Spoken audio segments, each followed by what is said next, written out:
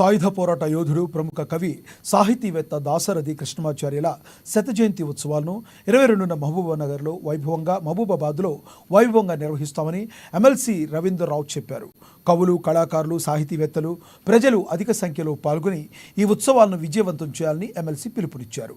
దాశరథి శత జయంతి ఉత్సవ కమిటీ ఆధ్వర్యంలో నిర్వహించే ఈ జయంతి ఉత్సవాల ప్రారంభ వేడుకలకు ముఖ్య అతిథులుగా తెలంగాణ సాహిత్య అకాడమీ మాజీ చైర్మన్ నందిని సిద్ధార్థరెడ్డి, సాహితీ పరిశోధకులు సంగిశెట్టి, ఉద్యమ కవి గాయకుడు MLC Deshapati Srinivas, MP Balaram Nayak, MLA doctor Murali నాయకులు హాజరవుతారని చెప్పారు.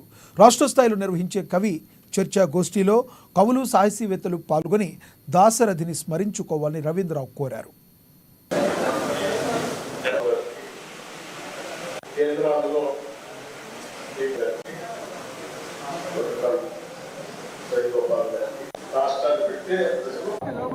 జూలై 18వ తారీఖు నాడు 2024 సంవత్సరం నాడు నెరవేరింది. మనం గత ప్రభుత్వం బీఆర్ఎస్ ప్రభుత్వం 10 సంవత్సరాలు రాష్ట్రాలు నేలినా కూడా ఏ రోజు కూడా రైతుల పక్షపాతిలాగా ఉండలేదు, రైతు రుణమాఫీ గురించి ఆలోచించలేదు. అలాగే ఇప్పుడు వచ్చినటువంటి మన కాంగ్రెస్ ప్రభుత్వం మీద అపహేళన చేయడం, రైతు రుణమాఫీ సాధ్యం కాదని చెప్పేసి అనేక మార్లు అపహాస్యం చేసినటువంటి గత బీఆర్ఎస్ ప్రభుత్వం ఈసారి చెంపపెట్టులాగా అయిపోయింది. ఎందుకంటే కాంగ్రెస్ పార్టీ అధికారంలోకి రాకముందే ఎంతో మంది రైతులు ఆత్మహత్య చేసుకుని రైతులు తీవ్ర నిరాశకు గురైనప్పుడు మన మహబూబాబాద్ జిల్లాకే మన పిసిసి అధ్యక్షులుగా ఉన్నటువంటి రేవంత్ రెడ్డి గారు ఇక్కడ రైతు ఆత్మహత్యలను పరామర్శించడానికి ఇక్కడ అనేక మార్లు రావడం జరిగింది. అప్పుడు వారు రైతులకు అన్యాయం జరుగుతూ ఉంది, పట్టా ఉన్న రైతులతో పాటు కౌలు రైతులకు కూడా ఆర్థిక పెట్టుబడి ఇబ్బంది అవుతా ఉందని చెప్పేసి ఆ రోజు మనకు రైతుల స్థితిగతులను జూలై 18వ తారీఖు నాడు 2024 సంవత్సరం నాడు నెరవేరింది.